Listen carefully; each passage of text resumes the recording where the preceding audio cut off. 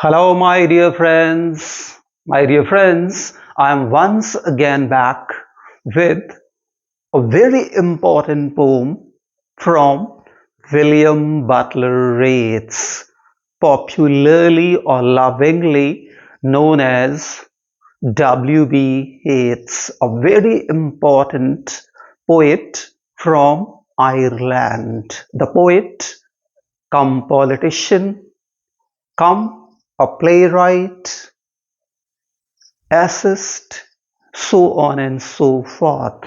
The poem that I'm going to explain line by line is The Second Coming. Very, very important poem of the 20th century and very important just a poem bearing in mind the World War One that ended in the year 1919, the Russian Revolution, and and that turmoil, that that war like just a condition back in the poet's country, that is Ireland. So this poem just was written when on one hand the world war was just going to end and the Russian Revolution was there. There was a kind of a war-like condition in the country of William Butler Yeats. At that time, this poem was composed. So, before I start explaining this poem that runs a course of 22 lines, I would like to give you a little bit very important pieces of information related to the composition, related to the title, and related to so many other things of this poem. So now let's look at some very important facts related to this poem. The first, see, The Second Coming. The poem was actually written in 1919 and printed, remember, and first time printed in the Dial magazine in the year 1920 in America. Why? Because this Dial magazine, Criterion magazine, these were the magazines somehow associated with T.S. Eliot, Thomas Stern Eliot, very important poet of the 20th century. So, William Butler Yeats,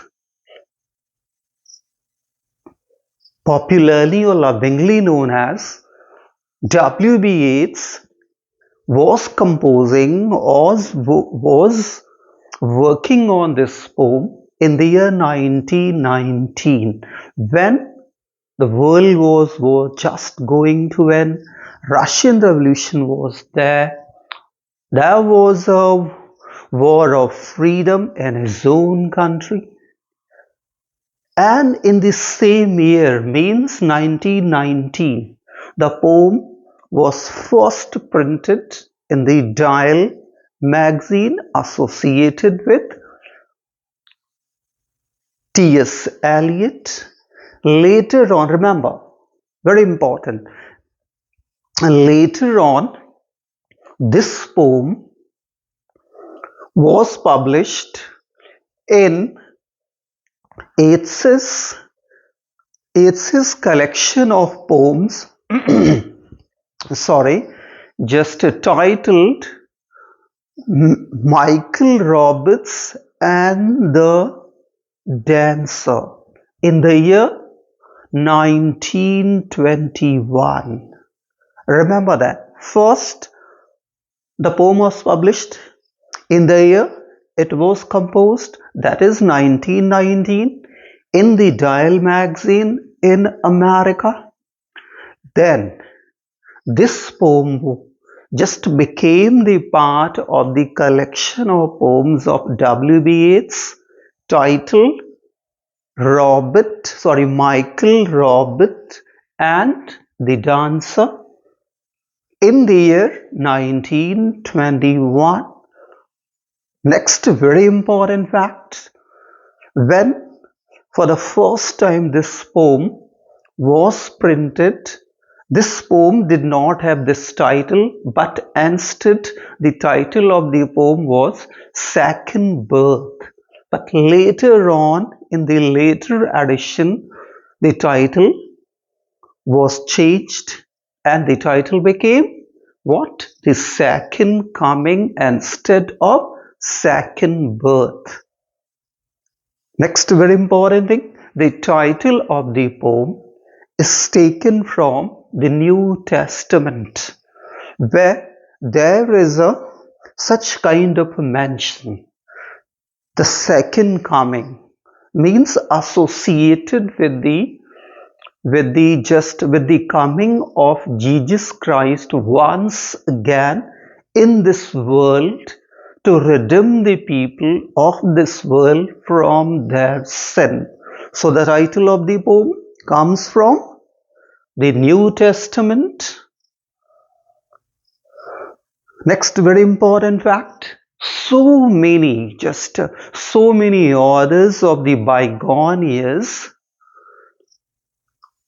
just used certain words or certain lines from this poem to make the title of their works, like a very important African novelist Chinua Achebe just wrote a novel, The Things Fall Apart, in the year 1958, borrowing the title from this poem. And then Widening Gyre, 1973 novel by Robert Parker. Then The Dawn's Essay, Slouching Towards Bethlehem. These were, you can say that, a few just works, just borrowing title or finding their title from this very poem from William Butler Yeats. Now let's look at this beautiful poem.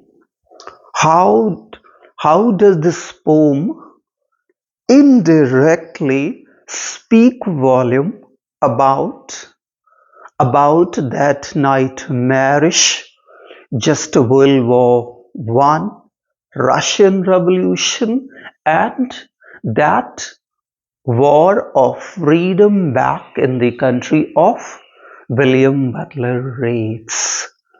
So now let's look at this poem and understand this poem line by line. The very first line, see that. Turning and widening gyre. This is gyre. Gyre, a circulatory movement, something that is moving in a circle. And when that thing starts moving, the circle is a small one, but the more it goes on and on and on and on and on, the circle goes increasing, with widening and widening and widening. That is the gyre. Gyre, a circulatory motion or something moving in a circle, that circle continually increasing. So here he's talking about certain thing. He's actually talking about a bird, falcon. Falcon is a bird coming from the family of the birds like eagle, birds like hawk, and so many other birds.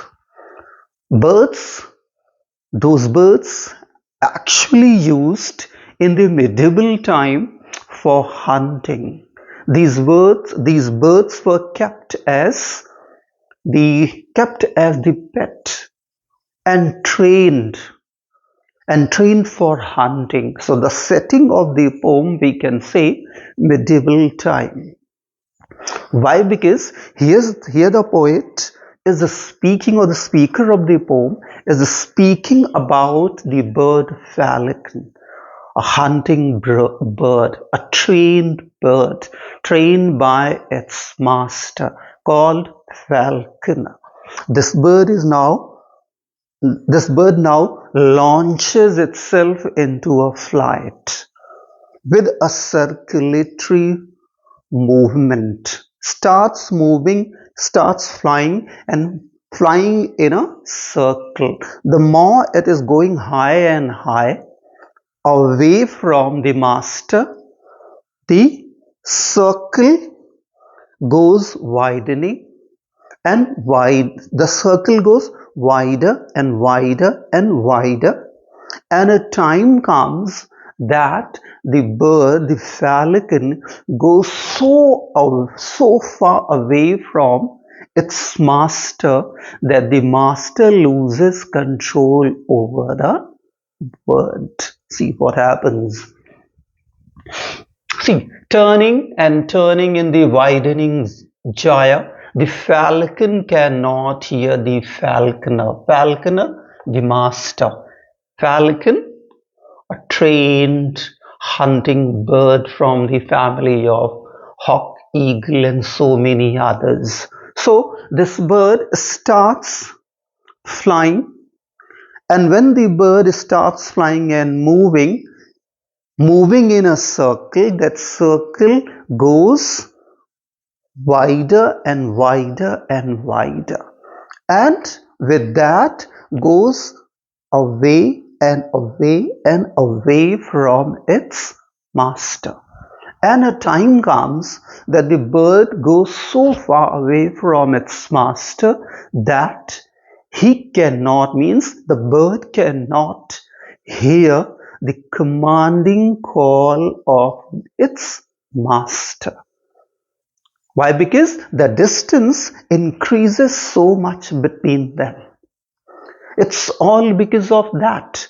Now, though the master, the falconer, is giving a commanding call, giving the orders, but the order going useless. Why? Because that order fails to reach the ear of the bird, and that's why now the bird is absolutely out of the control of its master.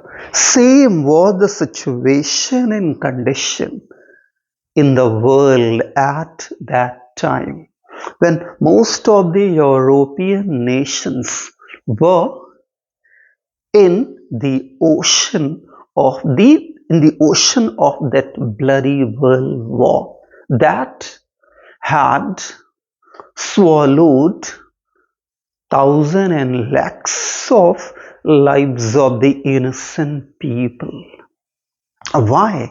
Because those people somehow had suffered the loss of their religious faith. That religion by no way was a guiding, controlling, commanding factor. The religion somehow had lost its control over the people of the world. Just as here in this poem, the falconer has lost control over falcon. So hope these lines are clear. Next, further he what says, things fall apart, the center cannot hold. So then what will happen if the government, if the system, if the authority of the world fails, if the authority loses its control, the system loses its control, the administration loses its control, what will happen? A disorderly state. There will be disorder.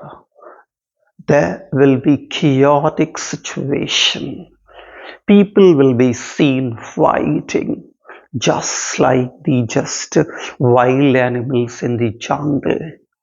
Kill each other, damage each other, eat up each other. In the same manner, William Butler Yeats had seen countries fighting in the World War One, killing people only for their handful selfish motives. And that somehow just troubled the very psyche of this poet, shook this poet to the very root. And the result was that this poem. So mere anarchy is loosed upon the world. Anarchy, a disorderly state, a chaotic situation in the absence of the law and order, in the absence of a government, in the absence of the authority. What happens? Try to understand. What happens if the head of the family dies? All the young members of the family go out of control. Nobody to check them, nobody to guide them. And in that chaotic situation, youngsters go out of control. They get indulged in doing all kind of bad things. They get indulged in just illegal activities. Situation was very similar in the World War One in Europe, back in his own country, in Russia. He says, mere means only anarchy, disorder is loosed upon the world, imposed upon the world. The blood dimmed tide is loosed, and everywhere the ceremony of innocence is drowned.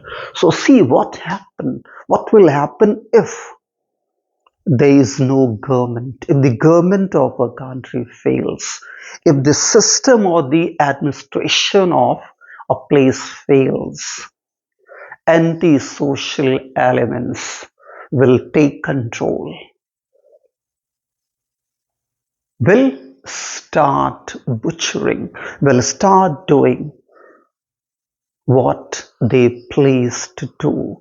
And what they please to do, to harm, to damage, to torture the innocent, to torture the good. What happens whenever the just system fails, whenever the government fails, whenever the authority fails? Who suffer? Good people suffer. Why? Because the number of the good people always not so high in comparison with the number of the bad people in the absence of the government, in the absence of the law and order. You better understand what happens. What happens in the riot, R-I-O-T, riot. When the government somehow fails, the local administration somehow fails, people are seen, antisocial people are seen just harming, torturing good people, intellectual people. Same was the situation and scenario there in Europe, back in his own country. The ceremony of innocence drowned, finished. So when the just government of a country fails, the government of the world fails, innocent people, good people, intellectual people, honest people suffer. They are butchered, and with them the humanity is assassinated. Humanity is just mutilated. Humanity is cut into thousands of small pieces. Same was the situation in country. Very horrible, horrific kind of a situation in country.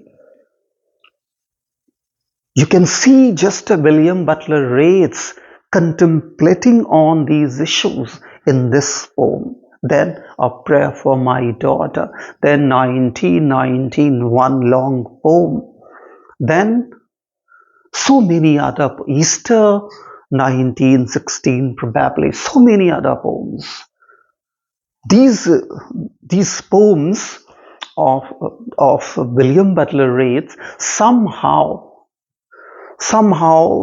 just somehow based on the personal experience of the poet. See, the best, wow, what is the bad thing? The best lack all conviction. Mean the best means the best, the greatest, the good people of his country or good people of Europe, they just somehow lost their presence of mind, lost their intellect, lost lost their ability to understand and ability to think and ability to feel, all because of the handful number of their selfish motives. And if good people, intellectual people, intelligent people, what happened? Lose their presence of mind, lose their intellect, lose their intellectuality. What will happen? They'll end up causing a lot of damage to, to their country and to the world in general. Best lack all conviction, while the worst are full of passionate intensity. So, if best brains of the world fail to understand, fail to realize the consequences of the differences, the consequences of the fight, of the battle, of the war, then what will happen? They will give a fair chance, fair opportunity to all the bad, antisocial, wicked kind of people to come forth and take the situation in their own hand and to control everything and to do what they please to do. And what they please to do, they love to torture people, they love to see people suffering, groaning, crying, and same was the scenario.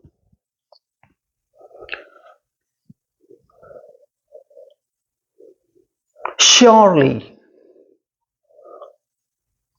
surely some revelation is at hand. And here the poet or the speaker of the poem, when he sees Europe burning, burning in the fire of the world war, he saw his country, when he saw his country burning, burning in that just fight for the freedom, he at once realized that something very horrible was just going to happen. That was the second birth was going to happen. What was the first birth? If the second birth was going to happen, it means first birth had already happened. And that was the birth of Jesus Christ at Bethlehem. And with the birth of Jesus Christ, a new era began. That was Christianity. He thought that new era that began with the birth of Jesus Christ 2000 years ago, that 2000 years old, just a Christian era was going to end, because the situation and scenario was horrible, all because of the world war. So that's why here he talks. Here he thinks that second coming is going to happen, as mentioned in the Bible, that Jesus Christ once again will get into this world, walk into this world to redeem the people of their sins, of their crime. But here the second incarnation is not what the Bible actually just professes. Actually, the Bible anticipates or predicts. It is very much horrible. This is anti-Jesus Christ. Anti-Christ era is just going to begin.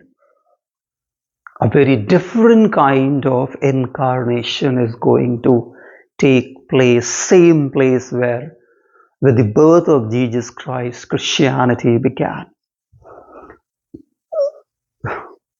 What he says, surely the second coming is at hand, means very close, at hand, very close. So here the first stanza of this poem ends, in which William Butler Yeats describes that horrible scenario, that horrible situation of the World War I, situation of his own country and Russian war. How the scenario was, how the people were being killed, how the World War I was swallowing thousands of lives. When he saw all that, something struck his own mind right at that moment, and he was forced to think that that second incarnation was going to take place. Second coming was going to happen, but not the way the Bible professed or predicted, but something very horrible, something just devil-like thing was going to get birth. See what? Now the second stanza, the second coming. This, remember, these three words, the moment these three words, he says, hardly are those words out. So he says, the moment these three words, the second coming, dropped out of the mouth of William Butler Yeats, or the speaker of the poem, at once he has a vast image flashed, you can say that, or reflected on his mental screen out of so many images, so many symbols, so many things stored in his very brain, and the image that flashed gave goosebumps to William Butler Yeats, or the speaker of the poem, because it was not the image, some sweet, loving image like Jesus Christ, but a very horrible image, with the body of the lion and the head of the man. See, he tries to just with this symbol or with this image, he tries to just he tries to show the loss of the faith of the people in the religion. That these people, though they had a head of the humans, but their doings were not. Their doings were very similar to the doings of the lions. Lions, so cruel, so horrible, so merciless, absolutely, absolutely derived of the emotion and feelings. That era was going to begin, he thought. He thought that 2000 years old era of Christianity was going to end. See what he says. When a vast means huge image out of the spiritus mundi or Latin term, the spirit of the world or the collective unconscious or the muse that inspired the poets or the authors troubles my sight, gives pain to him somewhere in the sands of desert.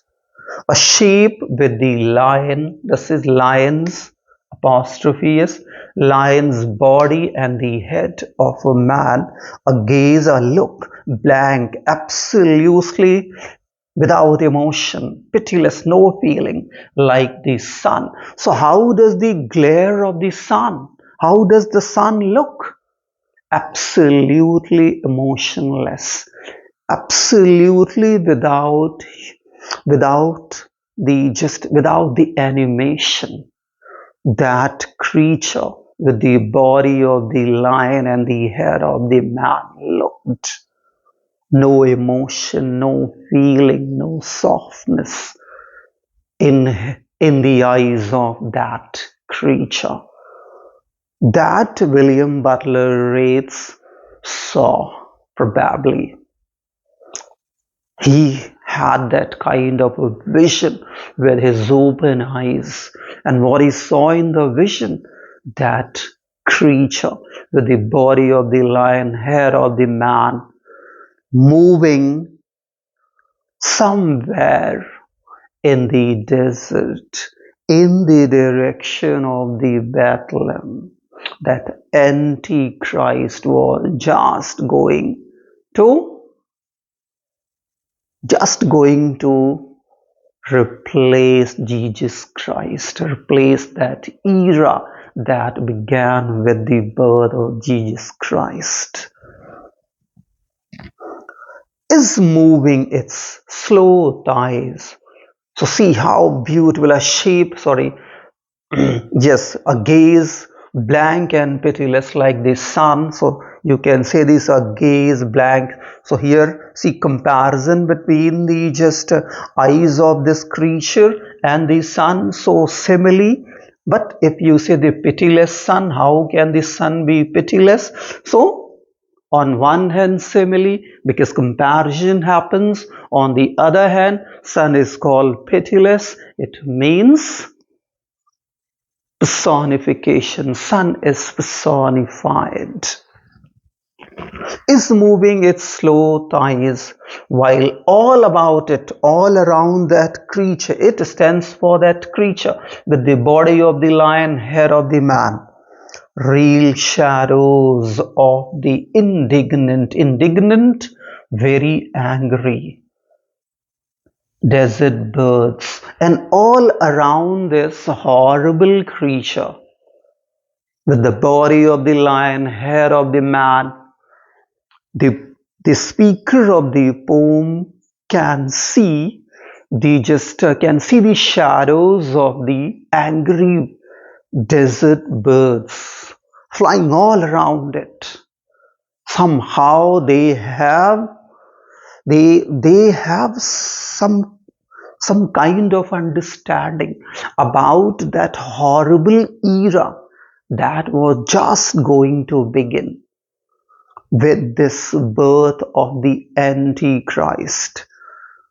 Antichrist era was going to begin, means that era in which people would have no faith in the religion, people would somehow be de-blooded, absolutely emotionless, like that creature that was to going to be born, you can say that.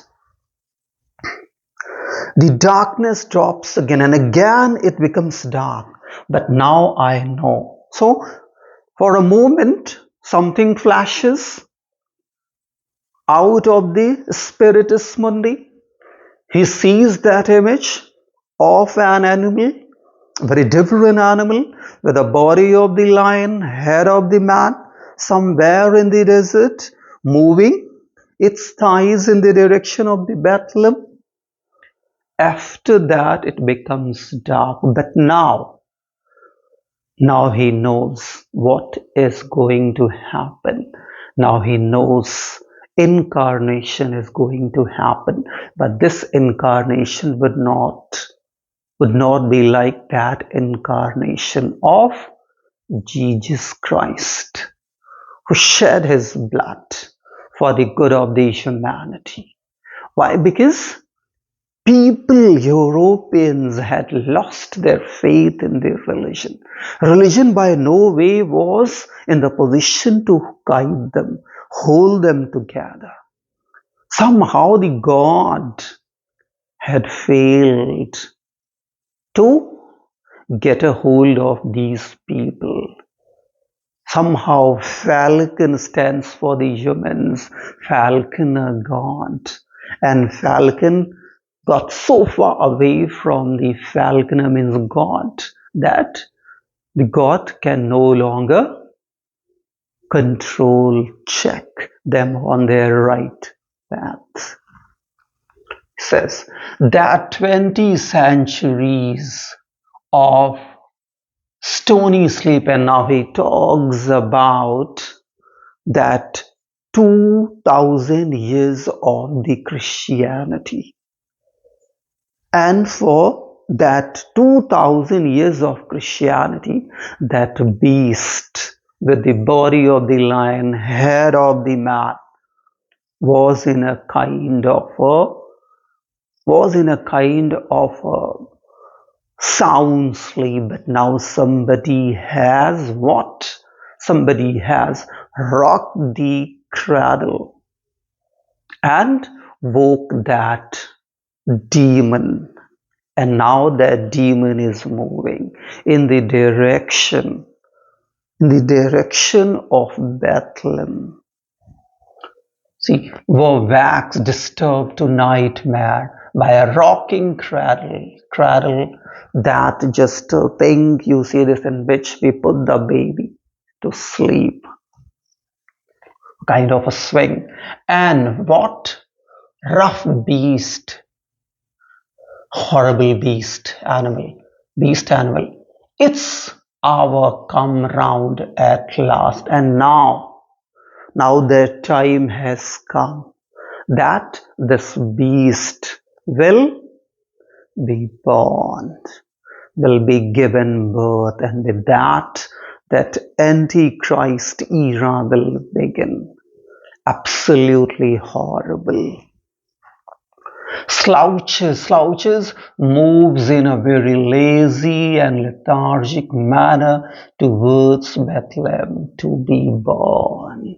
And now that horrible creature with the body of the lion, head of the just man, moves, walks in lazy manner in the direction of Bethlehem to be born. So somehow, in the hindbrain of just William Butler Yeats, this thing was that just a civilization before the Christianity, that that ran a course of 2000 years, and after that, that ended, that civilization died. In the same manner,